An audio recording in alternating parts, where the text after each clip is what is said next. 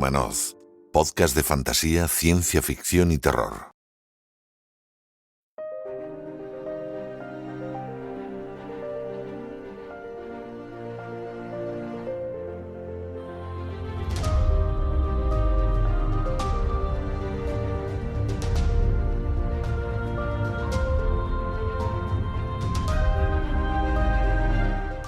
Hay libros que se publican a bombo y platillo, editoriales potentes, con una campaña publicitaria brutal, que nos meten por los ojos por todas partes, tanto en radio, televisión, en publicaciones de papel, en webs, por todas partes. Los vemos por todas partes y desde el comienzo parece ser que te dicen tienes que leerlo, tienes que leerlo, tienes que leerlo, y es muy bueno. Y eso, como todos sabéis, no siempre es así. Hay libros, en cambio, que se publican sin hacer mucho ruido, por editoriales pequeñitas, independientes, que de repente el boca a boca los va haciendo grandes.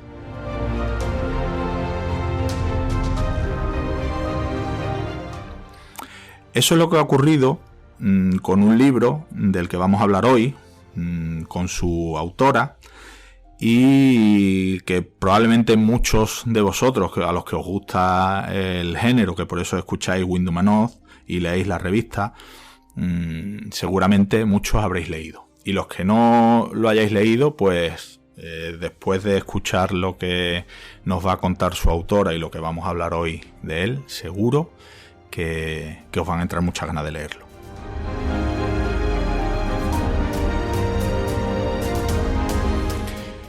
Vamos a entrevistar hoy en Windhumanoz a Laila Martínez. Ella es licenciada en Ciencias Políticas por la Universidad Complutense y máster en Sexología por el Instituto de Ciencias Sexológicas de Madrid. Colabora habitualmente con publicaciones culturales y codirige la editorial Levanta Fuego, que antes era Antipersona. Y bueno, además de Carcoma, que es su novela corta publicada por Amor de Madre en 2021, de la que vamos a hablar en breve, ha publicado también relatos en varias antologías de narrativa, ha publicado ensayos e incluso he visto, que eso no lo sabía, lo he visto al leer un poco sobre ella, que también tiene en poemarios, también tiene cositas publicadas. Laila, bienvenida a Windhumanoz, encantado de tenerte en nuestro programa. ¿Cómo estás? Muy bien, muchas gracias, encantada de estar aquí.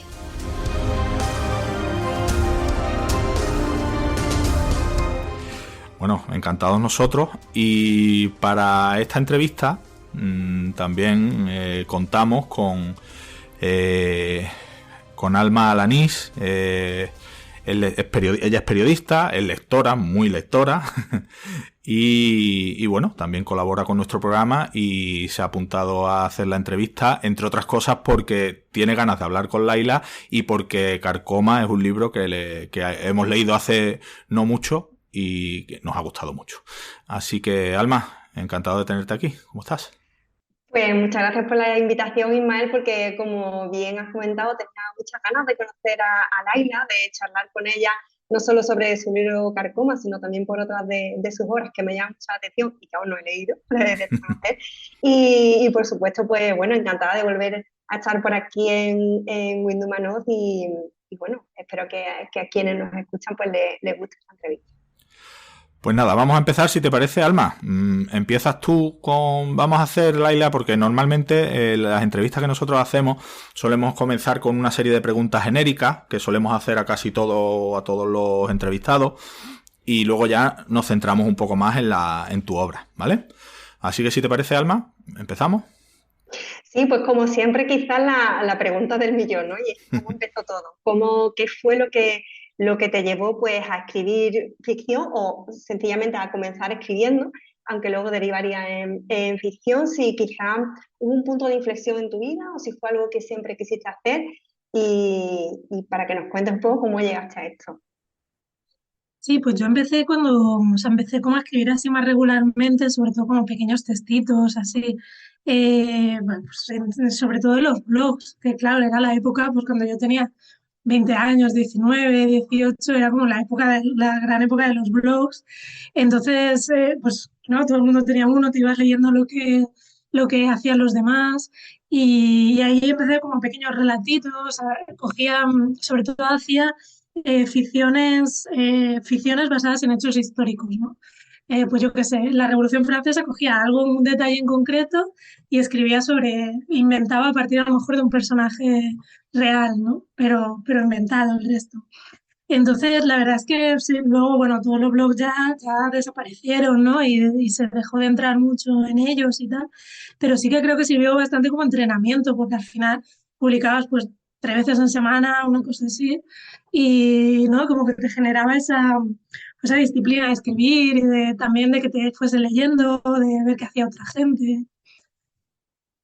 Oye, Alma, perdón. Laila, me lío, me va a pasar más de una vez, ¿eh? Ya lo aviso. Sí, no te lo hemos puesto fácil. Laila, desde el principio pensaste en escribir género, aunque hay opiniones, porque luego hablaremos de Carcoma, que de hecho, bueno, ya creo lo hablamos ya hace tiempo, en el club de lectura que llevo en Casa Tomada, leímos tu libro ¿cuándo fue, Alma? ¿Hace un par de meses o...? Pues sí, creo que fue en enero, ¿no? Me parece que Sí, fue el en enero creo que fue. el libro de enero. Y bueno, generó Fue el de febrero. toda clase de opiniones positivas en cuanto al libro, le gustó a todo el mundo, pero sí que en cuanto al género, sí que había ahí como más discrepancias, de eso hablaremos. Pero, ¿a ti siempre te ha gustado el género o es algo que al principio, como has dicho, escribías a lo mejor algo más a partir de episodios históricos? ¿O cómo entraste en estos géneros que nos gustan tanto en Windows Humano?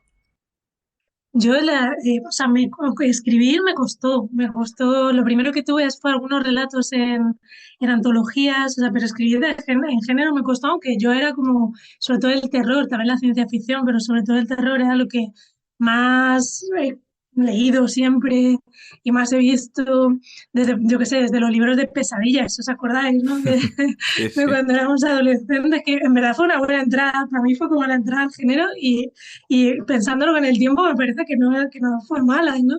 Entrar por ahí. Pero esto, o sea, pero me daba como respeto, ¿no? Porque claro, habías leído ahí a gente, tanto clásicos como Poe, como gente, bueno, que es contemporánea, pero ya son clásicos como Stephen King, ¿no? Y claro, me da como respeto, ¿no? Algo que conoces mucho, a veces también te pasa eso. Pero sí, de todas formas, con la cuestión del propio género de si Carcoma es de terror o no, también podemos hablar sobre eso bastante, porque me han pasado como cosas curiosas, ¿no? Con eso. Desde, por ejemplo, gente que me dijo que no dijese que era de terror cuando se iba a publicar por la sensación de que le iba a quitar mucho público, que se iba a vender menos, que eso a mí me sorprendió, o sea, lo entendí, ¿no? Porque lo decían, pero a la vez no sé, me pareció que reforzaba, ¿no? Esta idea de que el terror parece como un género de segunda frente al realismo, ¿no? Bueno, el terror, la ciencia ficción, el fantástico. Y luego también hablándolo con una amiga que ha estudiado, bueno, ella ha estudiado mucho como, sobre todo la literatura como de posguerra en España, con el franquismo y la gente que estuvo un poco como en el exilio interior, ¿no? Que era contraria al régimen, pero tampoco se fue, que era realismo en realidad lo que hacían, pero ella decía que muchas de esas obras se pueden leer como terror también. Lo que pasa es que, ¿no? Cuando a veces se dice, bueno, en España no hay mucha tradición del terror, ¿no? Hay como mucho más realismo, mucho más... Y ella decía, bueno, claro, es que depende, porque, no sé, películas como El viaje a ninguna parte de Fernán Gómez, puede ser terror perfectamente, o sea, ¿por qué no se ha clasificado como terror, ¿no? O yo qué sé, Adelaida García Morales, ¿no? El Sur y Bene, o sea, que le está hablando un fantasma y, o sea, claro, ¿no? Es Sí, como, sí, sí. también a veces a lo mejor tenemos más tradición incluso de la que creo, ¿no? O a veces el género es algo más difuso de lo que parece en principio. Sí, yo estoy de acuerdo. Yo creo que muchas novelas, muchos textos que no son encasillados como terror, pero la historia es terrorífica. es terror, realmente, aunque no sea propia del género. De hecho, tu libro en las librerías, yo no sé si en todas, pero yo trabajo en una librería y en la mía tu libro está en narrativa, no está en terror, ¿sabes? Está clasificado como narrativa, cuando realmente es lo que hablamos, tiene su, su aquel. Sí, eso me parece gracioso eso. Cuando voy a una librería siempre miro dónde están. Sí. Si tiene sección de terror, a veces sí lo tienen ahí, si tienen como sección en concreto de, pues esto, ¿no? Fantástico, terror, pero otras veces no, y me parece muy curioso ver cómo se toma esa decisión, ¿no? Sí, bueno, como decía Imal, yo creo que luego tendremos la oportunidad de hablar de esa Sí. hibridación de género que cuando lleguemos a hablar de Carcoma más en profundidad. Pero yo sí me quería detener en lo que comentabas, Laila, porque me ha llamado la atención esa visión de la literatura realista de posguerra y de cómo realmente podían cerrar terror, que es algo que yo no conocía o no me había planteado nunca. Y mencionabas algunos autores, incluso también de películas y tal, que podrían considerarse de terror y que podía romper un poco con esa idea de que no tenemos terror o tradición de terror o de género, incluso en España. Y quería aprovechar para preguntarte si tendrías referentes, ya no solo, pues bueno, siempre que pensamos en referentes pensamos en la literatura que se hace fuera de España, no sé, se me ocurre pues Stephen King, Shirley Jackson, tal. Pero no sé si tienes nombres de autores que te hayan marcado, ya no solo en el terror, sino también bueno, pues en las otras vertientes del género, ¿no? Lo que es la fantasía, la ciencia ficción o incluso el realismo mágico, porque hablando de esa hibridación de géneros, hay quienes ven mucho realismo mágico en Carcoma, ¿no? Sí, yo creo que a mí me pasó que, claro, como que entré un poco en el género con los autores anglosajones, que también es un poco, yo creo, lo más típico, lo que más te llega, ¿no? Lo que más se traduce, pues un poco también por el peso del inglés, ¿no? Del mundo editorial anglosajón. Pues esto, ¿no? Pues empiezas ahí, ya después de Pesadillas, pues pasas a cosas, pues esto, ¿no? Stephen King, ¿no? Y luego, pero sí que ya más recientemente, sí que descubrí un poco como esta cosa o sea, lo del realismo mágico latinoamericano, que volvemos a lo mismo, ¿no? Es como una etiqueta muy complicada y que responde a, yo creo muchas veces que ha respondido más a intereses editoriales que a otras cosas, ¿no? En el sentido de que, yo qué sé, incluso obras tan canónicas como Cien años de soledad, pues se le puso realismo mágico, pero porque, o sea, es fantástico, ¿no? O sea, pues, o sea, es fantástico, ¿no? Como se crea esa etiqueta un poco por intereses, eso, muchas veces por intereses editoriales, de no vamos a relacionar esto con algo que parece muy de nicho o que parece muy de segunda incluso, ¿no? Frente a otros géneros. Entonces le ponemos, bueno, es realismo, pero le ponemos como la etiqueta de mágico, ¿no? Y incluso, bueno, Juan Cárdenas, el escritor, decía que igual, él lo que hace, o sea, para mí es fantástico, ¿no? O sea, pues tiene un libro, por ejemplo, en el que hay el diablo en las provincias, son tres chicas embarazadas del diablo, o sea, quiero decir, es que es... Y él decía en un tuit, pues creo que fue ayer o antes de ayer, decía, a los que somos racialmente sospechosos se nos pone como la etiqueta del realismo mágico y no como ya si escribes fantástico en Latinoamérica, ya parece que tiene que ser realismo mágico, ¿no? O parece que ya no, tienes que estar ahí. Y entonces, claro, ¿no? También es de por sí ya como una etiqueta complicada, pero yo sí que he llegado un poco más tarde ya llegué a los autores latinoamericanos y a las autoras, ¿no? Que muchas veces se quedaron fuera del ya conocido boom este, pero realmente o sea, para mí fue como descubrir un poco otro mundo, también porque a veces yo creo que cuando escribes en la lengua madre que tú escribas, también creo que es importante leer en esa lengua, ¿no? O sea, que creo que a veces leemos mucho, sobre todo a la gente que nos gusta pues el género, leemos mucho traducciones. Y los traductores son geniales, hay traducciones increíbles, pero también es verdad que yo creo que cuando tú escribes necesitas leer en tu lengua, ¿no? Porque simplemente las estructuras del lenguaje no son las mismas, ¿no? Entonces ahí sí que ya esto lo descubrí más tarde y claro, de repente descubres todo esto, ¿no? Pues Carlos Fuentes, otro de los autores míticos del boom, y de repente pues, las primeras novelas, luego fue ya, viró más hacia el realismo, pero las primeras novelas de Carlos Fuentes son historias de casas encantadas, o sea, es terror, ¿no?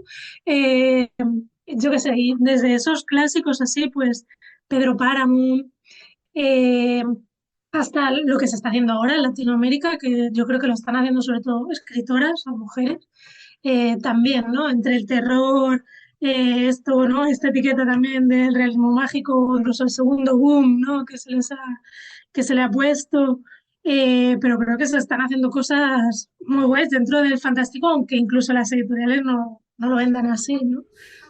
Bueno, vamos a cambiar un poquito de... Antes de seguir adelante con la entrevista, porque esto es una curiosidad mía, ¿vale? Leyendo un poco sobre ti, me metí en Goodreads, que era que no, ahí hay mucha información, os puede gustar más o menos, que yo sé que a Alma no le gusta nada, pero... No, no me gusta nada, pero bueno, es lo Pero que bueno, hay. a mí es muy útil, a mí por lo menos me lo parece. Y viendo tus publicaciones me llamó mucho la atención, aparte de los relatos, aparte de los ensayos, de los que también hablaremos, me llamó mucho la atención que tenías bastante poesía publicada en poemarios. ¿Sigues escribiendo poesía o eso fue algo? Porque he visto que son a lo mejor de 2014, 2000... que no sé si sigues publicando algo o tienes pensado seguir escribiendo poesía. ¿Cómo es esa faceta tuya? Sí, también cuando escribía en el blog también escribía bastante poesía. Aún luego ya, es verdad que ahora lo sigo haciendo, pero no lo tengo, o sea, tengo un poemario ahí que de vez en cuando lo voy, escribo algo, pero ni siquiera mucho con la idea de publicarlo. O sea, lo que pasa en la poesía es que a mí me gusta mucho porque me parece la libertad total del lenguaje. O sea, como escritora, ¿no? O sea, como donde puedes hacer realmente lo que quieras, ¿no? O sea, sin necesidad de sujetarte ni siquiera pues a la necesidad de esto, ¿no? De desarrollar un personaje, una trama, un tal, sino como la libertad absoluta. Entonces me gusta como dejarme ese espacio, pero sí que es verdad que lo que hago ahora está como sin publicar, sin corregir, o sea, lo hago muy, pues esto, un poco para mí. Pero bueno, sí que fue por donde empecé más también eso, ¿no? En los blogs, cosas así. Es curioso como... Oye, sí, dile. sí, no, quería preguntarle a Laila, ya que hablaba de la poesía y de cómo te deja como mucha más libertad, ¿no? A la hora de experimentar con el lenguaje. Si cabe ahí también el género, es decir, cabe la ciencia ficción, la fantasía, cabe el terror dentro de la poesía. Sí, de hecho, bueno, por ejemplo, Francisco J. Pérez, ¿no? Ha hecho cosas, pues como casi en la ciencia ficción dentro de la poesía. De hecho, ¿no? Lo último creo que tiene publicado, o lo penúltimo, es sobre eso. Es verdad que hay mucho menos, pero hay cosas muy experimentales, muy chulas. Y bueno, de terror incluso, o sea, ya hablando de terror, incluso yo qué sé, las rimas y leyendas de Beckett, ¿no? O sea, claro, el romanticismo español, por ejemplo, también volviendo a lo que decíamos de que parece que no tenemos mucha tradición aquí, ¿no? De género, pues ahí en los románticos, por ejemplo, tenemos terror y es en teatro, en poesía, ¿no? También en relato. Laila, cuéntanos un poquito sobre tu proceso creativo, porque hay escritores que escriben todos los días, otros que tienen una rutina fija, otros que son más caóticos o más, bueno, son más de otra forma. ¿Tienes algún sitio, por ejemplo, donde escribir favorito o eres de las que te puedes ir a una cafetería, pedirte un café y ya puede haber todo el ruido que sea alrededor, que tú eres capaz de concentrarte para escribir? ¿Cómo son tus rutinas de escritura? Pues o sea, yo lo paso mal realmente escribiendo.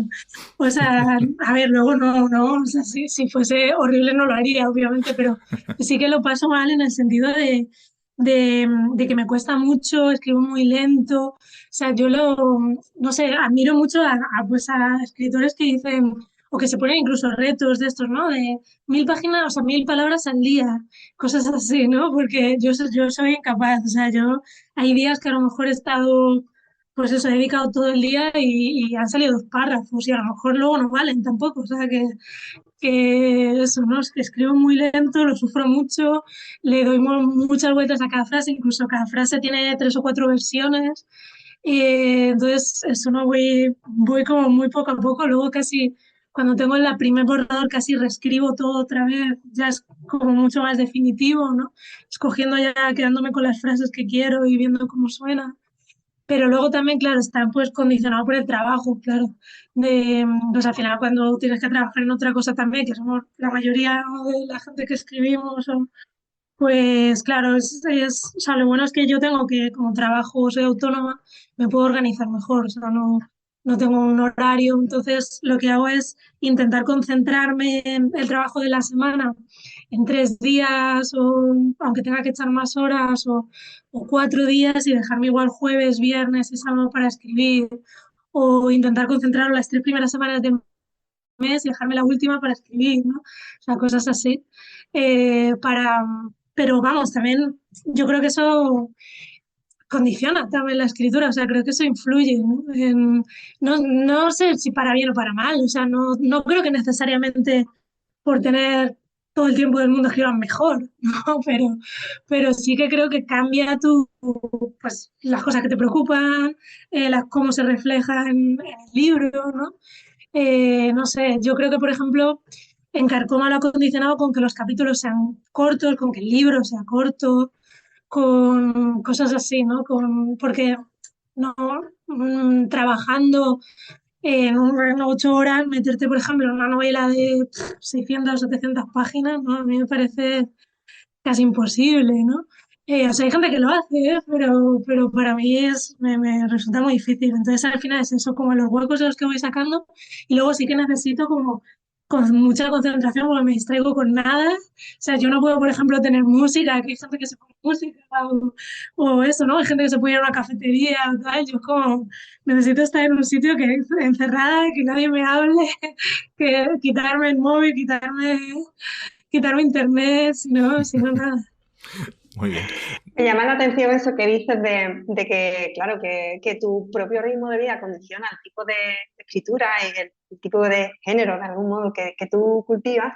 Y eso me lleva a preguntarte a eso, si dentro de lo que es el ensayo, el relato breve, la novela corta, bueno, incluso, como mencionaba antes, Ismael, la poesía, dentro de las diferentes formas de escritura, ¿en cuál te sientes más cómoda o cuál es la que mejor encaja en tu modo de vida? Porque hemos visto que realmente has publicado muchos ensayos, entonces es quizás donde mejor te sientes, donde más cómoda, lo que te resulta quizás más sencillo abordar.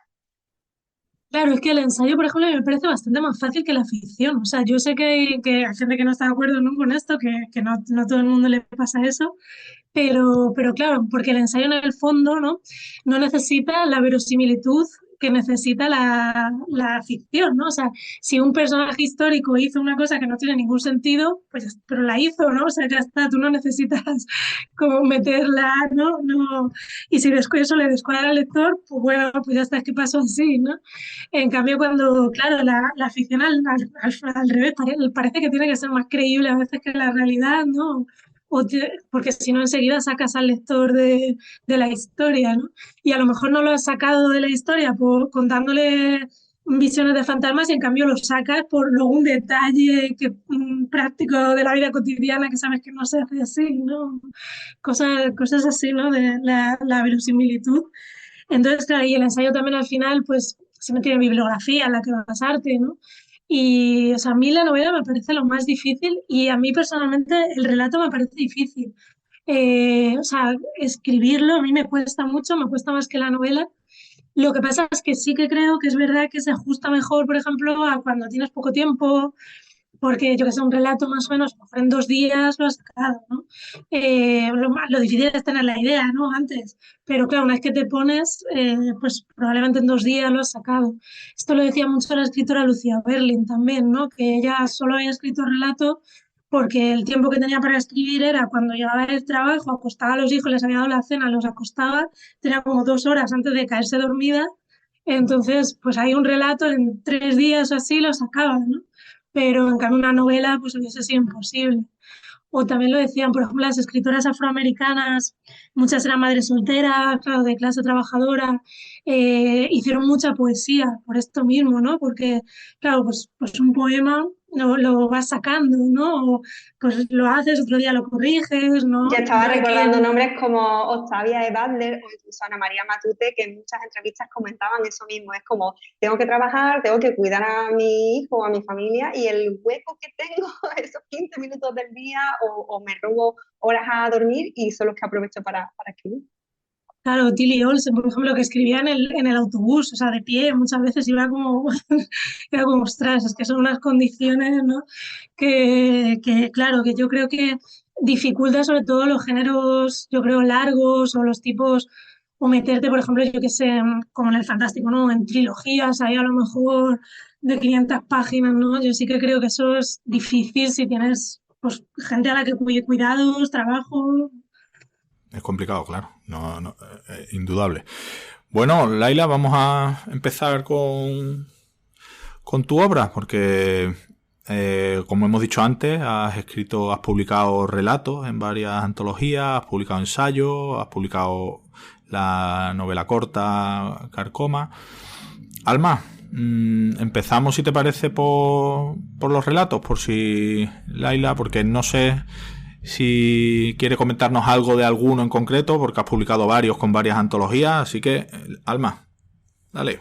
Sí, tenía yo por aquí anotado que tienes relatos en antologías como Alucinadas, publicado por Palabristas en 2017, también en Exío, Pizcaya 2018, No son molinos en Cerbero 2018 y El cuaderno de la Medusa, que también editó Amor de Madre. No sé si de estas antologías te quedas con alguno de los relatos de esta antología en particular o cuál fue un poco la experiencia de haber participado en ellas.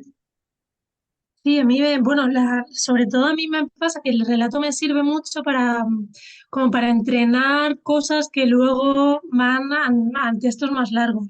O sea, lo uso mucho como experimentación, sobre todo también de coger el tono narrativo, ¿no? Por ejemplo, de hecho, el de Amor de Madre, eh, es prácticamente el primer capítulo de Carcoma. O sea, luego cambié cosas, pero de hecho, yo lo que quería escribir, la idea era escribir la historia del armario, que es el armario, ese armario existe de verdad, y ese relato lo escribí en la casa de mi abuela, en el pueblo, y o sea, es un armario que tiene, digamos, no la ropa del día a día, sino como la ropa como importante en la familia, ¿no? En el sentido de, pues el traje de nazareno de mi tío, el vestido de novia de mi abuela, que además es negro porque ya se casó de luto, ¿no? Entonces, además, claro, como sabéis, muchas veces en las casas de los pueblos, pues los techos, los suelos no están tan perfectos, ¿no? Como en los bloques de pisos. Entonces, está un poco torcido si la puerta del armario se abre sola. Entonces, era como, yo tengo que escribir sobre, sobre este armario. Y de ahí ya entrené un poco la voz narrativa, ¿no? Y luego lo que pasa es que cuando se lo entregué para la antología y se publicó y tal, ya hablando con Victoria, con la editora de Amor de Madre, era como, joder, yo creo que de aquí se daría para más, ¿no? Que esta historia, más allá del armario, la propia historia de la casa, ¿no? Se podría, o sea, los personajes, ¿no? Todavía les queda recorrido y pues se podría alargar más, ¿no? Se podría salir algo más largo de aquí. Y entonces fue cuando empecé con Carcoma. Más allá de los relatos, que ya, como tú dices, te sirven y muy bien de entrenamiento para cosas más largas, porque fíjate, a Cuadernos de Medusa de Amor de Madre le debemos realmente, como has dicho, que luego hayamos podido disfrutar de Carcoma. Tienes también varios ensayos con Palabristas en 2018 publicaste en Infiltradas, que es de varios autores, una edición de Cristina Jurado y Lola Robles. Este ensayo yo lo leí hace un par de años, creo, y la verdad es que me gustó muchísimo porque aprendí muchísimo con él. En concreto, bueno, viene con prólogo de Cameron Harley y en la segunda parte, que se titula La mirada de las creadoras, autoras de ciencia ficción, fantasía y terror, ahí es donde colaboras tú con Hermanas del Futuro, ciencia ficción escrita por mujeres entre los siglos XVII y XIX. Y recuerdo que leyéndolo, como te digo, aprendí muchísimo, porque de hecho, a raíz de ensayos como este, que siempre tomamos muchas notas, luego aparecen lecturas que a lo mejor de no haberlas descubierto aquí no las hubiera disfrutado. Hablas de Margaret Cavendish, de Mary Shelley y de utopías y distopías a finales del siglo XIX. Cuéntanos un poquito cómo fue esta colaboración en este ensayo. Sí, la verdad es que para mí también, claro, o sea, yo tenía como la idea de hacer algo con ellas o de rescatarlas de alguna manera, ¿no? En algo cortito, en un texto cortito. Y claro, también el propio hecho de tener que entregar el artículo, ¿no? Pues te obliga pues a acabar de investigar, ¿no? A seguir investigando, a leer más sobre eso. Y fue todo un descubrimiento, la verdad, como sobre todo las utopías del último tercio, sobre todo del siglo XIX, ¿no? Todas las autoras que habían utilizado el género utópico eh, para denunciar el patriarcado de su época, ¿no? Y para imaginar una sociedad mejor. Es verdad que, claro, luego no sé si hoy nos parecerían sociedades mejores algunas de las cosas que decían, porque claro, al final también tú, pues todo, ¿no? Nos pasa a todos, somos un poco presa de nuestra posición social, de nuestro tiempo, ¿no? Y claro, ellas, al final, en el siglo XIX, ¿quién podía escribir? Pues a mujeres burguesas con dinero, ¿no?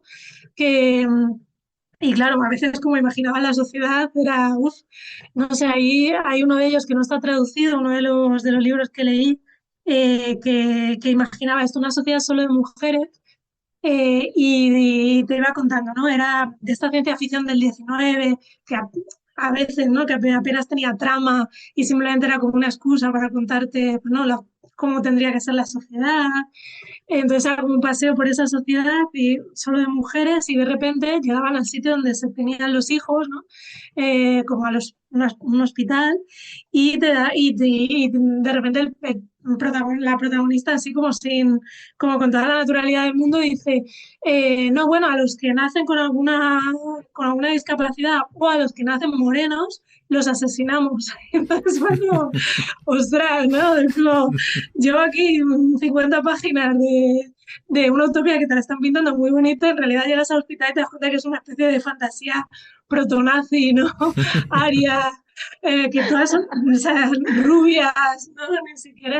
Ni siquiera el pelo moreno o la piel morosa, eugenésico, ¿no? O sea, como una cosa terrible, o sea, que también había, claro, ¿no? Pues cosas de estas que hoy igual no nos parecerían tanto Al utópicas. final, las utopías para unos siempre van a ser distopías para otros.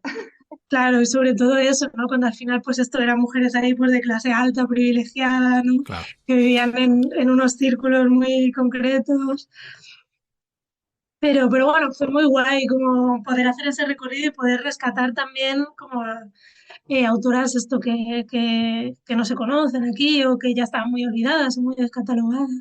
Pues es un ensayo que yo recomiendo mucho precisamente por eso, por lo que tú dices, porque hay autoras que a lo mejor en su momento incluso tuvieron su relevancia, pero que el paso del tiempo se les ha echado encima y se las ha relegado al olvido cuando realmente tienen cosas muy, muy interesantes que contar. Así que es un ensayo, Infiltradas, que yo creo que a quien le interese conocer un poquito más todo eso, ese mundo de autoras que hoy en día a lo mejor nos ha llegado un poco más difuminado, pues es muy, muy interesante. Bueno, precisamente ya que hablamos de ensayo, Laila, tienes por ahí un ensayo que curiosamente, y creo que de manera muy casual, se ha puesto de máxima actualidad estas últimas semanas, ¿no? Que es el ensayo sobre gestación subrogada. Creo que quizás es el momento un poco de contar cuáles son las principales tesis o hipótesis que expones en el ensayo, sobre todo por toda la conversación que se ha generado ya no solo en las redes sociales, donde bueno, la gente pues, ha dicho de todo con ese caso tan famoso, sino que incluso los partidos políticos pues, han entrado a esta conversación y han incluso cambiado sus posturas de las que tradicionalmente venían poniéndose, ¿no? Entonces, no sé si quieres comentar algo al respecto de este ensayo, también que fue un poco lo que te motivó a escribirlo. Que por cierto, perdona Laila, antes que nada, gestación subrogada, antes hablábamos de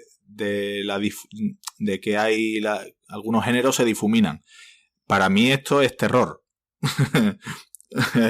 Esto esto es una historia de terror de la que se está hablando la última semana, pero es que aparte es que el propio tema es mucho más terrorífico que muchas historias de ficción, de terror. Vamos, cuéntanos. Total, Laila. sí.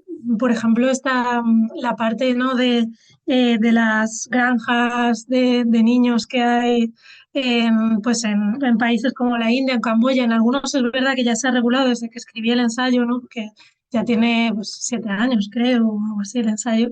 Se ha regulado para impedirlo, ¿no? Que eso pase, pero sí, eran edificios donde, por ejemplo, en la India, en algunos estados de la India, pues cogían a mujeres que, claro, estaban en situación de pobreza extrema, les ofrecían además muchas veces con contratos que ni o sea, en inglés, que ni eran capaces de entender ellas, porque ellas solo hablaban a lo mejor hindi o alguna variedad, o urdu o alguna cosa así, que las firmaban, entonces como para gestar para gente de Occidente, y entonces para que, claro, como estuviesen ahí controladas y bien alimentadas, supuestamente con esa intención, ¿no? Pues claro, era gente que vivía en favelas, ¿no? Y en situaciones de extrema pobreza. Entonces las llevaban a centros donde, ¿no? Con la excusa de tener control médico y darles buena alimentación, en realidad pues tenían, por ejemplo, restringidas las entradas, las salidas, las relaciones sexuales, tenían incluso eh, ¿cómo se llama? Terapia, o sea, terapia de grupo con psicólogos para no generar vínculos con el bebé que estaban gestando, porque claro, no iba a ser para ellos. Entonces tenían ejercicios psicológicos, pues eso, para que te quedase claro que no era tu hijo, que no ibas a tenerlo después, ¿no? O sea, que ha habido casos de que superan cualquier distopía que hayamos podido imaginar, ¿no? De hecho, eso es una crítica que gente, pues, gente de los feminismos negros le ha hecho a series como El cuento de la criada, ¿no? A algunas distopías así feministas en las que le han dicho, es que esto ya pasa, ¿no? En realidad en otros países fuera de Occidente están pasando ya cosas así.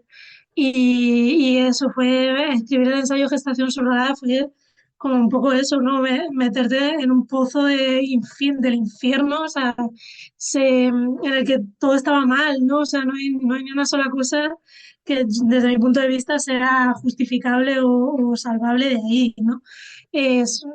Cuanto más pobre el país, peor, ¿no? Claro, peores condiciones, más explotación, pero vamos, incluso también pues a las que se hacen en Estados Unidos o en sitios así del primer mundo también, ¿no? A mí además, o sea, ese ensayo en realidad para mí surgió como un encargo, me lo encargó la editorial Pepitas de Calabaza, porque entonces no había nada en castellano sobre gestación subrogada, o casi nada. Había algunos informes de los comités de bioética y cosas así, pero muy poquito. Y era, claro, la idea era que fuese muy introductorio. Y yo intenté, claro, que tocase como, porque creo que justamente la gestación subrogada es una cosa que toca muchas cuestiones, ¿no? Toca el tema laboral, toca el imperialismo y el racismo y el colonialismo, ¿no? Sobre todo cuando se hace en países de fuera de Occidente, ¿no? Personas occidentales que lo encargan, pues, en el sudeste asiático, en cosas así. Toca la maternidad, los cuidados, el feminismo, ¿no? O sea, como que toca un montón de la familia, la genética, ¿no? O sea, como muchísimas cosas. Y es lo que has dicho, y es Entonces, lo que has dicho sí, también, que a mí me llama mucho la atención que hay gente que con lo que ha pasado ahora es como si ahora se hubieran dado cuenta o hubieran sido conscientes de que esto era una realidad ya. O sea que, no sé, es algo que se ha puesto ahora sobre el tapete, pero que realmente, como tú dices, no, tu ensayo se publicó en 2019, ¿no? Creo recordar, con Pepita de Calabaza, y ahí ya hablas de gestación subrogada, que se conoce desde hace tiempo, pero es como que ahora nos lo han puesto delante, ¿sabes? Y es curioso que hay historias como las que tú cuentas en el ensayo, que son brutales, que son de auténtico terror, pero que no son distopías como tal, que son una realidad, por desgracia. Sí, o casos que ha habido, ¿no? Que yo creo que aquí ha salido mucho con este caso de Ana Obregón, ¿no? Pero en otros países, por ejemplo en Inglaterra, hubo muchísima polémica con otro caso en el bueno, fue muy famoso porque, pues eso, por los comités de bioética de distintos países lo han tenido muy en cuenta, porque era dos niños, creo, que fueron gemelos y uno de ellos nació con una discapacidad y lo devolvieron, ¿no? Entonces era Madre mía. como, claro, Sí, era como, sí. no, compras un producto, está defectuoso, pues lo devuelvo. Y claro, se lo tuvo que quedar además pues la chica que lo había gestado, que estaba en una situación de pobreza, ¿no? En un país encima en el que no tienen, pues no hay sanidad pública, no tienen Claro, no ninguna hay forma de recursos, claro. apoyo. Claro, pero además, como tú Entonces, decías, Ismael, y un poco lo que enlaza con la isla es que esto es mucho más terrorífico cuando sabes que esto ocurre día a día, aunque no trascienda y no se convierta en noticia. O sea, que casos como el que estará comentando Laila ocurrirán muchísimos de niños que nacen con algún problema y son rechazados por la persona que ha pagado por ellos, o incluso, sí, hemos conocido el caso de Ana Obregón, ¿no? Que ha sido famoso, pero es que hay muchísimos más famosos que han recurrido también a los vientres de alquiler recientemente y que están ahí y que también podríamos señalarlos perfectamente. Y al final tiene mucho que ver con, como tú decías, ¿no? Con la clase, con el nivel económico y con el colonialismo y tal. De hecho, como tú has comentado, Laila, han cambiado muchas cosas en estos años desde que lo publicaste. Se me ocurría esa noticia tan terrorífica también de que no recuerdo en qué país proponían utilizar el útero de mujeres que estaban en muerte cerebral para gestar los hijos de otras personas. Entonces, claro, es como convertirte en un producto incluso cuando ya Sí, sí. te has muerto, ¿no? O sea, En no un, te en dejan un, ni rece- morirte tranquilo. en un receptáculo para su propio Totalmente. beneficio y ¿Sí? despojado de toda humanidad, de toda ética y de todo. Totalmente, como si fueras eso, una simple vasija, una especie de horno Sí, sí. y ya está. Y es como ni siquiera te dejan morirte tranquila, sino ahí te quedas enchufado a una máquina pariendo hijos hasta que puedas, o yo qué sé, o tus tejidos pervivan. Y a mí eso también me parece algo terrorífico y que podía entrar dentro de toda esta distopía que realmente estamos viviendo, que es todo lo relacionado con los bienes de alquiler. Pues sí, nada. Sí, Laila. sí, bueno, y claro, a mí, por ejemplo, me llama mucho también la atención, que fue algo que descubrí cuando, pues, haciendo la investigación para el ensayo, en general los mercados reproductivos, ¿no? Como España ha sido, y sigue, eso sí que sigue siendo un mercado reproductivo de óvulos. Supuestamente es altruista, pero todos sabemos que se hace a cambio de una retribución de dinero, que son 1.000 euros ahora mismo. Y aquí compran óvulos en España gente de muchos sitios de Europa. Y claro, eso también pues, no se dice, ¿no? O sea, es una cosa, o sea, está legislado de eso, supuestamente altruista, pero nadie lo hace, todo el mundo lo hace por el dinero, porque además es muy invasivo, ¿no? O sea, no es tan difícil, o sea, por ejemplo, la donación de semen es mucho más fácil, pero la donación de óvulos requiere que te hormones un montón de tiempo, puede tener muchas secuelas, ¿no? Y eso, ¿no? Como España es un productor de óvulos para toda Europa y nadie, no sé, nadie le mete mano a eso, ni sale en la prensa, por ejemplo. Es alucinante. Pero bueno, quien esté interesado en leer este ensayo, que también, como decimos, está muy de actualidad y puede ser una buena forma de introducirse en el tema, Gestación subrogada con pepitas de calabaza, ahí tenéis el ensayo.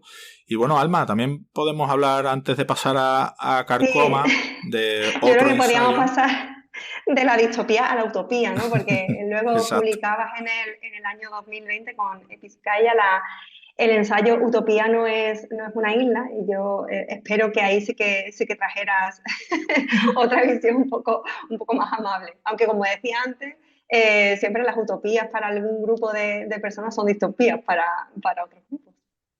Sí, la verdad es que, bueno, Utopía no es una isla, eso sí, o sea, muy chiquitito, ¿no? Muy narrativo, que no pretende así como ser exhaustivo, ni académico, ni nada, sino hacer más bien como un recorrido por algunas utopías, ¿no? De distintas partes del mundo, de distintas épocas, pero pensando también la utopía, no ya como en el 19, ¿no? Como estas autoras que decíamos, sino que claro, ellas lo pensaban mucho como sociedades edénicas, ¿no? Como el jardín del Edén, en el que ya no hay conflicto, el conflicto ya se ha superado, ¿no? Pues ya de alguna manera casi se ha acabado la historia también en un sentido, ¿no? Porque los relojes, ¿no? El tiempo sigue pasando, pero como no hay conflicto, pues no, todos los días son un poco iguales, ¿no?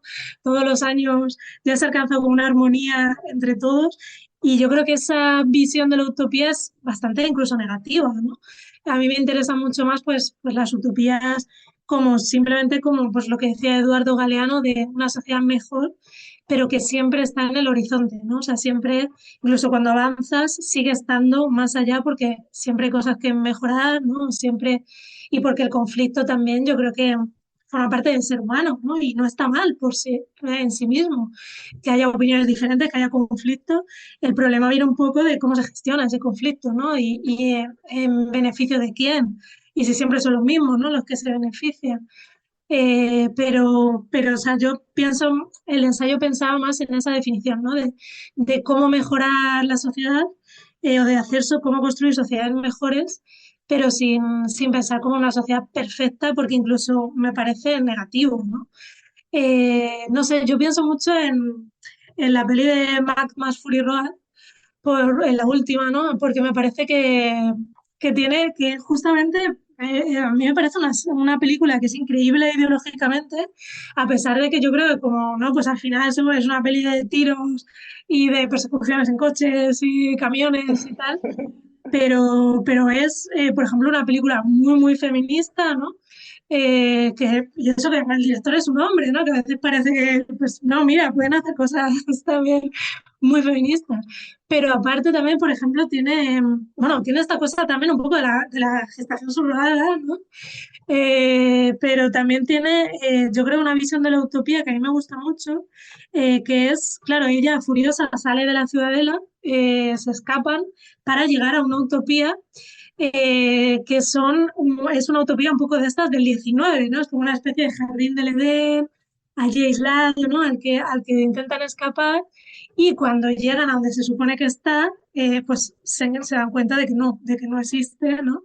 Y de que no es así. Entonces, hay esta escena, ¿no? Como que furiosa, desgarradora, ¿no? De la pérdida de la utopía, pero luego hablando entre ellos se dan cuenta de que en realidad lo que tienen que hacer es volver a la ciudadela y derrocar la tiranía, ¿no? O sea, que la utopía se construye en el sitio en el que estás, la sociedad mejor se construye en el sitio en el que estás y que a veces si piensas en una sociedad edénica perfecta, es contraproducente porque es escapista, ¿no? Lo que hace es irte y lo que se dan cuenta es que tienen que volver y derrocar al tirano, ¿no? Me gusta mucho como esa idea de la utopía como algo que se construye en el propio sitio en el que estás y con las luchas sociales, ¿no? Y políticas y para mejorar la sociedad.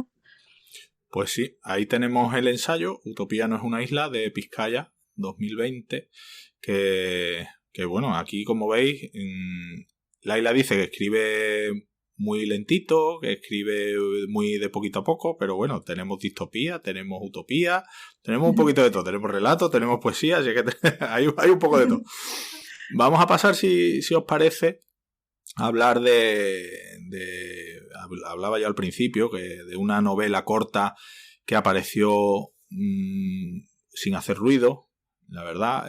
A mí me llamó mucho la atención que empecé a escuchar alrededor de mí Carcoma, he leído Carcoma, mis compañeros de la librería, por ejemplo, los 5 se lo habían leído todos, les había encantado. Yo decía, este libro que como digo, no tuvo una campaña publicitaria brutal, no hay una gran editorial ni un gran grupo editorial detrás, es una editorial pequeñita de la que también me gustaría hablar ahora, y que el boca a boca, que es para mí mucho más fiable que las campañas publicitarias pagadas a golpe de talonario, el boca a boca es el que ha hecho a este libro crecer hasta el punto en el que nos encontramos hoy.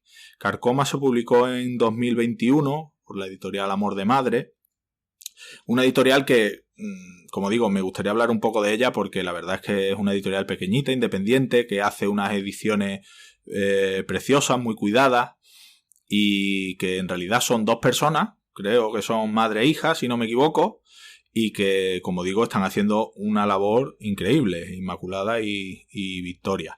Que de hecho, las ilustraciones tanto de la cubierta como interiores son de Victoria, ¿no, Laila? Sí. Exacto, pues una editorial que recomiendo que echéis un vistazo a su catálogo porque tienen cosas muy interesantes. De hecho, yo tengo ahí un libro que me lo leeré en breve, que me llama muchísimo la atención. Me lo recomendó Alberto, el librero de Casa Tomada, que es Tras esa montaña está la orilla, de Eva Cid, que me habló un poco de él y la verdad es que me llamó muchísimo la atención y me lo tuve que llevar porque creo que puede estar muy interesante. No sé si te lo has leído, Laila, ese si lo conoces. Sí, sí, me gustó un montón. Además tiene esta cosa un poco utópica también, Sí, sí, me una habló. sociedad utópica. Pues nada, lo leeré. Bueno, hablamos un poco de Carcoma. Un libro pequeñito, en extensión, 140 páginas, pero que ya hablamos, Alma, si recuerdas en el club de lectura, que da para mucho. Tan poquito da para mucho, ¿verdad? Cuéntanos, Laila, cuéntanos un poquito de qué va primero Carcoma y ahora entramos un poco más en profundidad. Sí, pues Carcoma es sobre todo la historia o para mí, ¿no? Como yo lo veo, sobre todo la historia de la casa de mi abuela materna y de mi bisabuela y sobre todo de esas tres generaciones de mi familia, de las mujeres de mi familia. Antes hablábamos de esa hibridación de géneros, que fue con lo que empezamos la entrevista, y creo que es el momento ahora de hablar de ello, ¿no? Porque por un lado comentas que eso que es, grosso modo, la historia de tres generaciones de mujeres de tu familia, pero también vemos, como decía, terror, vemos eso que algunos denominan realismo mágico.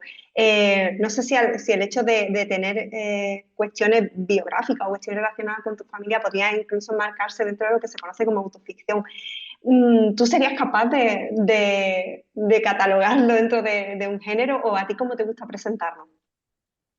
Sí, yo sí creo o sea, para mí sí que es terror, entraría dentro del terror, ¿no? Además tiene esta parte como sobrenatural, ¿no? O paranormal, tiene la parte también como de la magia, de las maldiciones, ¿no? De las sombras, pero sí que creo eso, ¿no? Que pues probablemente toque con también otras cosas, ¿no? O, pues eso, con el realismo pues, de las autoras de los años 50, ¿no? 60, Mercè Rodera, Montserrat Roig, ¿no? Como Carmen Alós, ¿no? Que también escribieron ya pues, todos los 50, los 60, también con Delibes, ¿no? Y Los Santos Inocentes, o sea, que como tiene mucho que ver con Los Santos Inocentes, y si no hubiese leído ese libro, probablemente entre ese, yo creo, y Pedro Páramo, ¿no?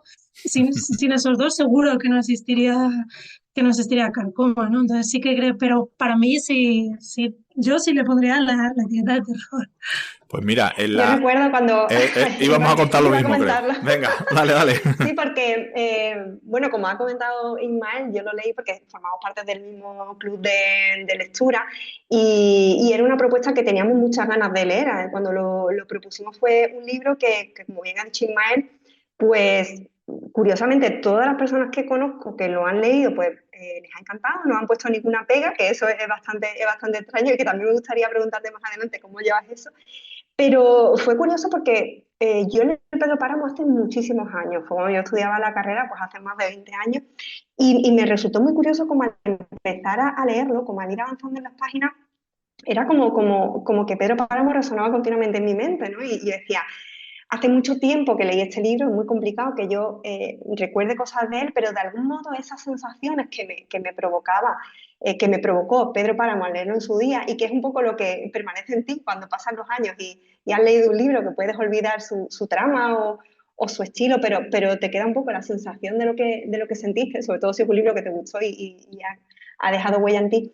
Y también, aparte del Pedro Páramo, pues yo hace recientemente, no sé, a lo mejor 2 o 3 años leí Siempre hemos vivido en el castillo de Shirley Jackson y curiosamente también me resonaba mucho a ese tipo de casa encantada, de familia como, pues eso, condenada a vivir en una casa y cómo como esa unión de la familia y de la casa y ese nosotros contra el resto del mundo, ese odio también que sentía la protagonista por el resto de la gente, por sentirse incomprendida o rechazada. Y me recordaba mucho a eso, ¿no? A Merricat, a la protagonista de Siempre hemos vivido en el castillo. Y bueno, y ahora cuando... Es verdad que yo no he leído Los Santos Inocentes, quizás por eso no pillé la referencia, pero sí que me llama la atención que tuvieras tan claro, o que comentes tan claramente que sirvieron de referencia a esas obras, porque muchas veces cuando le preguntas a los autores, pues como que no saben decirte, aunque a ti te suenen, pero que no saben decirte cuáles han sido sus obras referentes pues, para escribir una novela en concreto, ¿no? Sí, yo creo eso, que también a mí una cosa que me obsesionaba mucho antes de Carcoma, o sea, bueno, cuando estaba como ya con la idea de escribirlo, estaba empezando a escribirlo, era la idea también del encierro, ¿no? Esto de las casas cerradas, de la familia, ¿no? Lo ambivalente también que es la institución de la familia en sí misma, ¿no? Como tiene esta cosa de que por un lado pues es relaciones, algunas de las relaciones más significativas de tu vida y los cuidados pero por otro lado también puede ser mucha violencia, ¿no? Mucho rencor, muchas heridas que se heredan, ¿no? Y claro, yo creo que esto sí que, pues esto, por ejemplo, en la tradición literaria del realismo de los años 50, 60 de aquí, incluso anterior, ¿no? Pues la casa de Bernarda Alba yo creo que también es clave para Carcoma, ¿no? O sea, esa idea del encierro y de la gente ahí, ¿no? Como metida ahí y cociendo ese rencor, ¿no? Hacia los demás.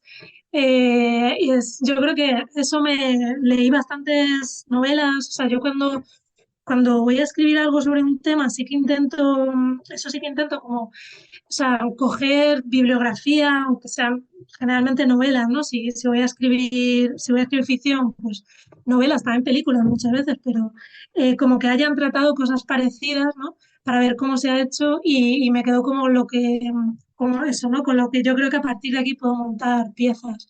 Y entonces sí que, igual por eso sí que tengo como más claras como referencias, ¿no? De dónde surgieron, porque también, por ejemplo, a mí una idea a la que doy muchísimas vueltas y que ahora, de hecho, sigo trabajando en ella para otro proyecto bueno, todavía está un poco en el aire, pero que ojalá surja, la figura de la criada interna, por ejemplo, ¿no? Y las relaciones de clase con el señorito, que eso ya está en Carcoma, pero todavía desarrollarla más la idea claro, de una relación de poder muy clara, ¿no? Que es el amo o sea, el señor y la que trabaja interna en su casa.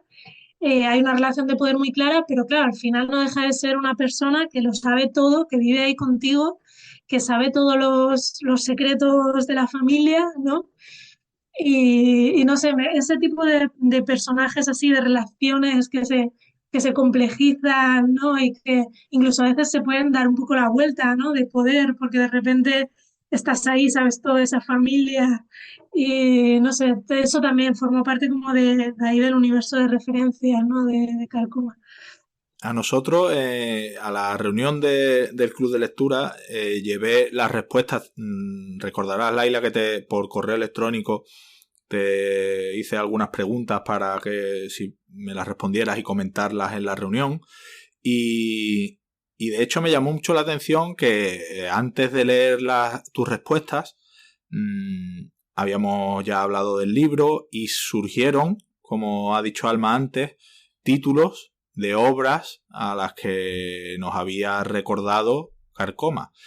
Y nos llamó mucho la atención que precisamente muchas de esas obras que habíamos citado en la reunión, Pedro Páramo, Siempre hemos vivido en el castillo, otro no recuerdo cómo se llama, un autor latinoamericano, no recuerdo. Bueno, las mismas obras que habíamos comentado, que nos había recordado Carcoma, en tu respuesta, precisamente tú misma decías que era Pedro Páramo, tal cual, eran esas precisamente. Es decir, que son referencias claras que evidentemente te han servido para darle forma a la historia. Es una historia, quien no la haya leído, la recomendamos por supuesto, una historia dura, utilizas un tono, esa atmósfera enrarecida, asfixiante. Estás en tensión continuamente, es una historia que sabes que está ahí, que asoma, pero que es muy dura y no quieres... Yo recuerdo leyendo el libro, decía, no puede ser, ¿sabes? Es la historia que tú dices, no, hombre, no, no puede ser, pero al final lo llevas a un final que no sorprende, pero precisamente por esa no sorpresa creo que es uno de los puntos a favor del libro, porque hay veces que un autor siempre busca el giro final y realmente en tu libro el final yo lo esperaba, pero no era un final por esperable, le quitaba mérito, ni mucho menos, al revés. Dije, joder, es que era esto, ¿sabes? No Yo sé no si... tanto lo esperaba, pero sí es verdad que como que cuando lo leí era como, claro, tiene, o sea, como Sí, que exacto. tiene sentido y todo traía aquí, como tú dices, no era un final que me hubiese sorprendido porque tiene algún giro, pero creo que a mí lo que me pareció es que lo hacía redondo Muy bien, precisamente, claro, y es como, exacto. sí, sí. Eso es. Laila, ¿tú tenías pensado el final, o sea, la historia la tenías ya en la cabeza entera? Porque, bueno, parte ya has dicho que está basada en historias familiares, pero ¿tenías la historia completa o eres de las que va sobre la marcha manejando la trama? No, yo tenía como la idea sobre todo de que sí quería cambiar el final respecto a la historia real, ¿no? Que es lo que más cambia respecto a la historia las mujeres de mi familia, ¿no? Y eso sí que fue como una decisión como pensada y como política, ¿no? En el sentido de que, bueno, lo conté ya lo conté como en una charla y en alguna entrevista lo he contado, pero quien me dio la idea fue yo hice un curso con una profesora de una universidad de México, en Jalisco, que era un curso sobre la narrativa de terror latinoamericana actual, ¿no? Y bueno, eran como 4 sesiones así online y ella iba pues hablando pues de autoras de ahora, ¿no? Y ella lo que dijo es que, por ejemplo, en México, ¿no? Se había narrado mucho la violencia de los feminicidios y del narco, la ficción, ¿no? Había calado mucho en la ficción, en películas, en series, en novelas, pero que, claro, o sea, habían servido para denunciar lo que estaba pasando cuando a veces incluso en la prensa habitual no se podía, ¿no? O porque estaban matando a periodistas, pero que sí que es verdad que a ella le parecían más interesantes las ficciones en las que estas personas que habían sido víctimas de alguna manera no eran revictimizadas otra vez, sino que podían vengarse o la ficción cambiaba la historia un poco en el sentido de, pues esto, ¿no? De darles una oportunidad de cambiar lo que les había pasado, ¿no? Ella ponía el ejemplo de una peli mexicana de la directora Isa López, que bueno, fue conocida porque la produjo Guillermo del Toro y que se llama Vuelven. Y que, por ejemplo, esa cuenta eso, ¿no? Es una historia de terror, de fantasmas, basada en la violencia del narco, ¿no? Pero las víctimas del narco tienen la oportunidad de vengarse una vez muertos, ¿no? Como que vuelven para vengarse. Entonces, a mí esa idea como de no revictimizarlas, ¿no? En la ficción, de que la ficción sirviese por lo menos para darles otro final a su historia, eso fue como lo que me hizo clic, ¿no? Como de, vale, quiero contar la historia de la mujer de mi familia, pero quiero contarla así, ¿no? O sea, quiero que la ficción sea por lo menos el sitio donde ellas puedan vengarse de los jaraos, ¿no? Que sí que existen, de verdad. Y que por lo menos en la novela puedan eso, ¿no? Vengarse de las violencias de clase y de género que han sufrido. Pues un Y libro... cuando planteaste, Sí, uy, perdona, nada, Ismael, sigue, me he colado. dale, Alma. No, me preguntaba, cuando planteaste o ya tenías escrito el libro y comentaste a lo mejor en tu círculo familiar que tenías esta idea, que querías contar esta historia, que al final no deja de ser desnudarse un poco, ¿no? Y contar todo lo que viene detrás en tu familia. ¿Cómo se lo tomaron ellos? Sobre todo teniendo en cuenta también el éxito que ha tenido la novela. Sí, bueno, mi abuela no se ha leído porque es muy mayor, le cuesta mucho leer. Sí que ha oído algunas entrevistas, sí, sobre todo en la radio, pues eso, pues esta que me hicieron en la cadena SER, ¿no? Pues creo que llega a todas partes y ahí sí que la escuchó y me dijo, bueno, los trapos sucios mejor se lavan en casa. A ver si Claro, os porque compra el además mundo. somos un país muy de eso, ¿no? De los trapos sucios en casa. Y sin embargo, de alguna manera, mi sensación como lectora es que el contar todo esto ayuda como a exorcizar también los miedos propios bueno, y en este caso familiares, ¿no? Y de algún modo como que te liberas. Y al hablar de ello bueno, ponerle tu punto de ficción y además de darle la vuelta y como tú decías, hacer justicia o una venganza, pues eso también como que yo creo que ayuda a sanar. Es mi, mi punto de vista como lectora. No sé si... Sí, yo creo que lo que más les ha molestado en mi familia ha sido la parte de mi bisabuelo. Que claro, en mi familia es como un silencio en torno a eso, ¿no? En torno a cómo se ganaba la vida. Y eso sí que ha sido como más el punto de fricción. Pero bueno, también como ya lleva mucho tiempo muerto o sea, yo sí intenté que no, claro, no poner el nombre del pueblo, ¿no? Cosas así como referencias muy concretas. Pero bueno, también es verdad que al final, por ejemplo, gente de pueblos de alrededor, me ha escrito o por redes o tal, decirme, esto es de aquí, ¿verdad? A lo mejor puede ser este pueblo uno que está a 5 kilómetros, pero la zona y tal lo han pillado enseguida, ¿no? Es Y de curioso hecho, porque creo que también tiene, o sea, yo soy de un pueblo de Huelva y yo no sé realmente dónde se ubica el pueblo donde lo escribes, pero realmente yo tenía la sensación de que perfectamente podía haber estado escrito o ubicado, emplazado en la zona donde yo me he criado y que podría contar la historia de cualquiera de las familias o de mujeres que viven en esa zona. O sea, que en ese sentido es un poco universal, o por lo menos creo que en muchos pueblos compartimos esa misma historia. Es algo, sí, sí, es de algo hecho que lo he leído en muchos sitios, y es verdad. Tratas un tema universal desde lo local, desde un pueblo de la España rural, pero que es una historia que por desgracia ha ocurrido en muchos sitios y que eso podría ser muchos sitios distintos.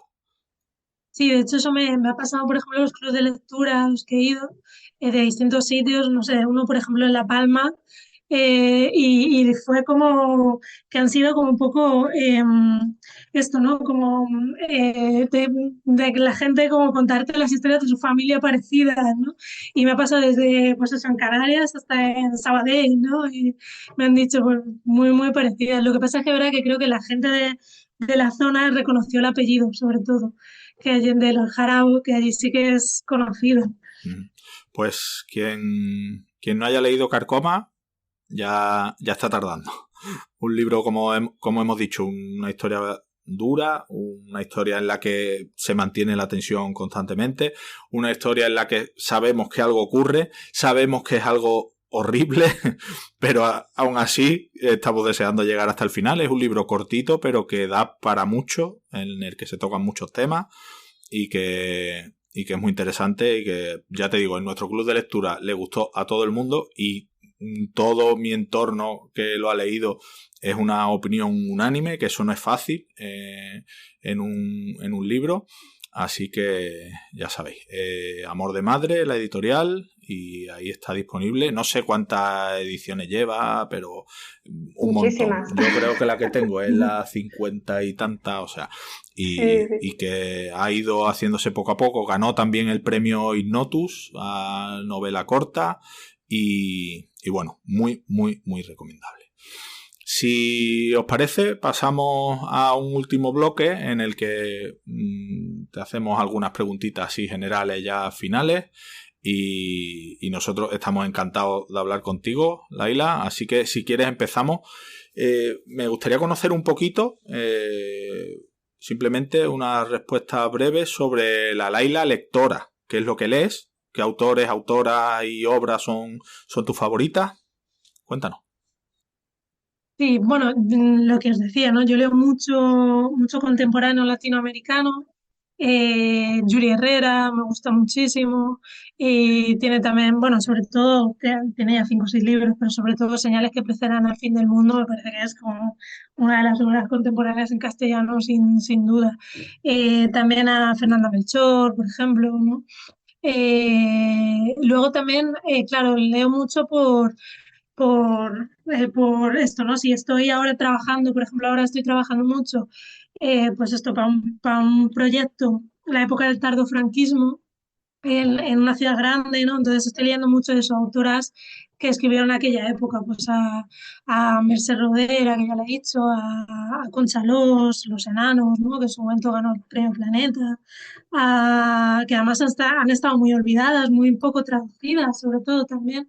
Bueno, muchas escribían en catalán y se han traducido muy poco, algunas hasta hace nada, como a Montserrat Roig, ¿no? Que la ha sacado ahora el clásico este de Ramón Adiós ha salido ahora con Sony y es un libro que tiene 40 años, ¿no? En catalán. O sea, como me estoy ahora mucho con el realismo de los años 50 y 60.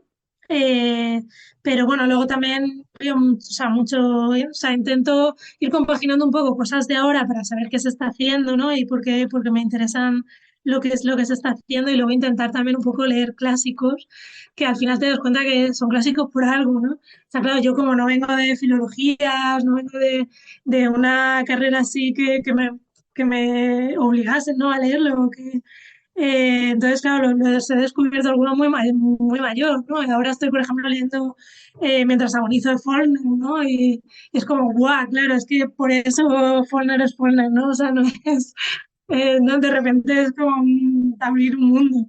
Entonces, eso, estoy intentando también leer más clásicos, porque además son descubrimientos realmente, ¿no? A veces yo creo que me pasó con Cien años de soledad, por ejemplo, ¿no? Que yo por lo menos tenía como prejuicios de pues, este libro, ¿no? De autores súper consolidados o que parece que como pereza y de repente lo lees y dices, ostras, claro, por eso han pervivido, ¿no? Y por eso están donde están, porque este manejo de la escritura, ¿no?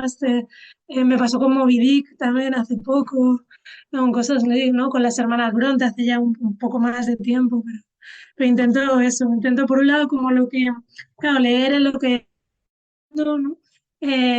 Para, pues, un poco para coger el tono de la época, del momento, y luego intento compaginar tanto clásicos como lo que se está escribiendo ahora, autores contemporáneos. Hay que desterrar la idea que creo que es importante y nos ocurre con todos los autores y las autoras que entrevistamos. Hay que desterrar la idea que tienen algunos de que los escritores, la lectura no es importante, que lo importante es saber escribir y escribir bien y tal.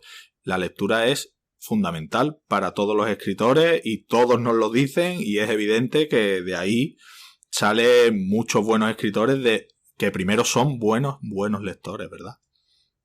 Claro, yo creo que sí, lo que es, vamos, lo más importante. O sea, además leer eso, no solo leer mucho, sino intentar leer bien, ¿no? Claro. En el sentido de que está muy bien también como ir leyendo pues, lo que se publica y de tus contemporáneos y tal, pero leer lo que decíamos de leer no solo traducido, sino leer en la lengua que tú escribes, también eso de leer clásicos, porque al final dices, jolín, claro, esto realmente ha pervivido por algo, ¿no? O sea, no es una manía de los profesores de lengua del instituto, ¿no? O sea, como realmente te das cuenta de todo lo que puedes aprender también como escritora y de cómo te siguen apelando obras que a lo mejor llevan pues 100 años escritas, algunos o más, ¿no?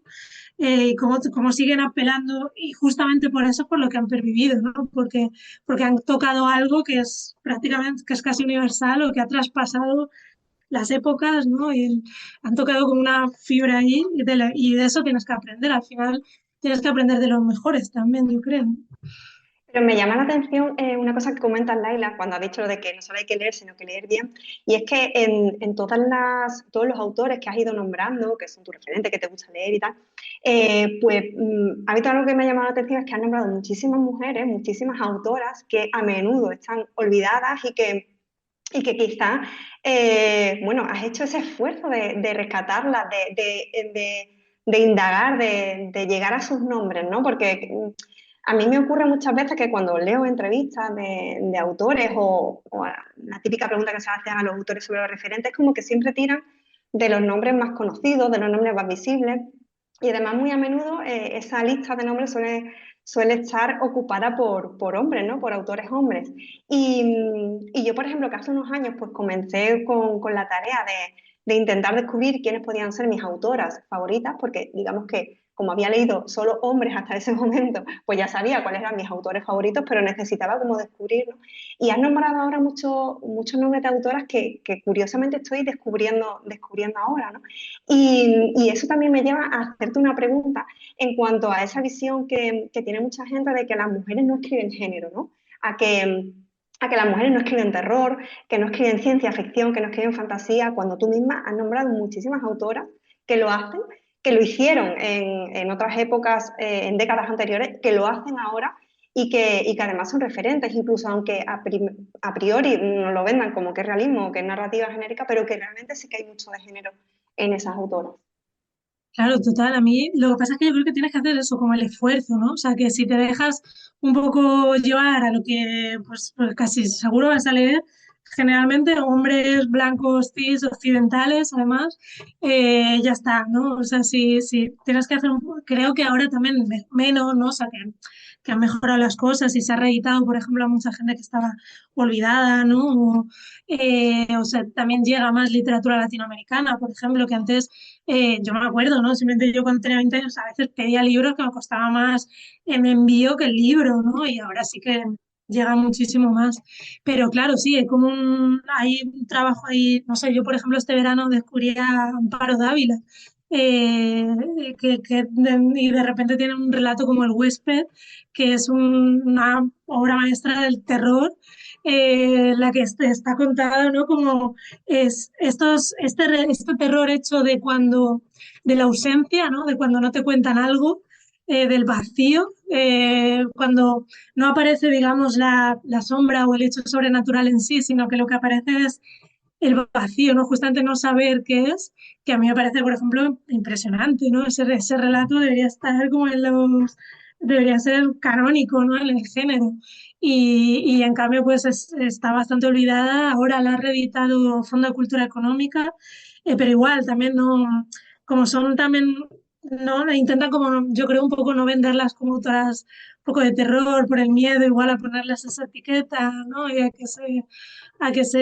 pues esto se queden, el miedo que tienen las editoriales grandes a que a lo mejor se quede como solo para un nicho, ¿no? O algo así. Sí, pero hay Pero editoriales pequeñitas que están haciendo una labor increíble de recuperar autoras de otras épocas que estaban en el olvido o de publicar a autoras contemporáneas a las que les da la oportunidad de que los lectores conozcan su obra y que son obras de calidad. Laila, ya para terminar, cuéntanos, ¿qué proyectos tienes? ¿Qué tienes por ahí que puedas contar? Claro.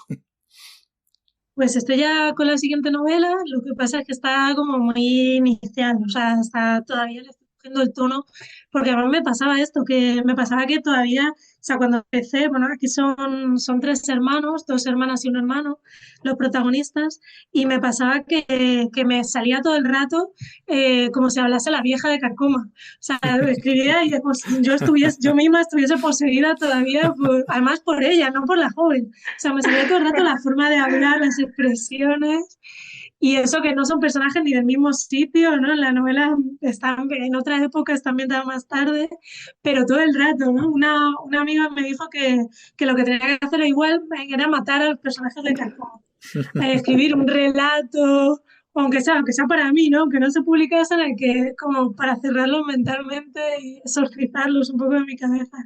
Pero entonces me ha costado bastante coger el tono narrativo, por eso decía que estaba leyendo mucho autoras y autores de esta época, como el tardofranquismo, ¿no? Que es donde está ambientada parte de la novela. Y por eso, ¿no? Por intentar como cogerle el tono narrativo y cómo tenían que hablar ellos para que no fuese otra vez la vieja de Carcoma, ¿no? Hablando. Estoy con eso, entonces todavía está bastante inicial y luego también hay también como un proyecto de guión de una serie que todas estas cosas son difíciles que salgan, ¿no? Porque el audiovisual lleva mucho dinero, ¿no? En esferas muy altas, pero sí, para participar en el desarrollo de una serie y en el guión, por lo menos claro, lo que firmas primero, Entonces, yo, pues, o sea, no solo yo, claro, porque yo de guión no tengo ni idea, o sea, yo estoy ahí un poco también para aprender, pero con un equipo de guionistas de una serie de terror, a ver si sale, y que ya está bastante avanzada en las negociaciones y todo esto, pero Qué como bien. también va tan lento, ¿no? Pero bueno, me hace ilusión, la verdad, estoy a ver si cruzando los dedos, poniéndole velas a Santa Gema. Pues estaremos atentos a todo porque la verdad es que, ya te digo, después de leer Carcoma, bueno, yo había leído tuyo antes, lo que había leído era el ensayo de Infiltradas, que también me gustó mucho y como te digo, aprendí muchísimo. Pero bueno, estaremos pendientes a todo lo que vayas haciendo porque nos interesa mucho. Alma. Sí, yo lo que le quería preguntar a Laila es cómo, bueno, tanto las personas que nos oyen como nosotros también, cómo podemos estar al día de todas tus novedades, seguirte, no sé si tienes alguna red, blog me imagino que murieron, pero para ver dónde podemos conocer, bueno, seguirte el día a día y por si tienes alguna novedad, pues enterarnos primero. Sí, en Instagram, la única red que tengo ya, antes tenía Twitter también, pero ya la quité porque era demasiado. Pero en Instagram sí que la utilizo para ir colgando como, pues esto, donde participo, las cosas que voy haciendo. Genial. Pues, Laila, ha sido un auténtico placer hablar contigo. Teníamos muchas ganas. Teníamos muchas ganas de tenerte aquí, de hablar contigo, de hablar, por supuesto, de Carcoma, pero también de tus otras obras y esperamos que, bueno, que te vaya muy bien, que las próximas obras que vayan saliendo o los próximos proyectos, como has dicho, ya sean literarios o audiovisuales o en el formato que sea, estaremos muy atentos y bueno, te agradezco mucho que hayas estado en With Humanos Podcast. Recomendamos muchísimo tu obra y lo dicho, bueno, esperamos tenerte prontito aquí para contar más cositas que vayan saliendo. Así que muchas gracias por estar aquí. Nada, a vosotros ha sido un placer. Además se me ha hecho cortísimo, o sea que creo que he hablado mucho porque yo hablo muchísimo. Nos encanta que hables, nos encanta. Bueno, Alma, Muchas gracias. a ti lo mismo te digo. Gracias por participar en la entrevista, por colaborar con nosotros, porque sé que también tenías muchas ganas de hablar con Laila y bueno, estarás por aquí prontito seguro. Muchas gracias a Winduman por invitarme y nada, ya sabéis que me tenéis por aquí para cuando os haga falta. Pues nada, Laila, un abrazo grande. Hasta luego. Gracias. Hasta luego. En Windhumanoz queremos traerte lo más interesante de la actualidad de los géneros especulativos, junto con la mejor ficción corta y el mejor arte. También queremos ayudar a los autores dándoles voz y visibilidad. Y para todo ello, necesitamos contar con tu espada. Visita patreon.com/Windhumanoz, echa un vistazo a nuestras recompensas y considera unirte al grupo de amigos que apoyan este proyecto.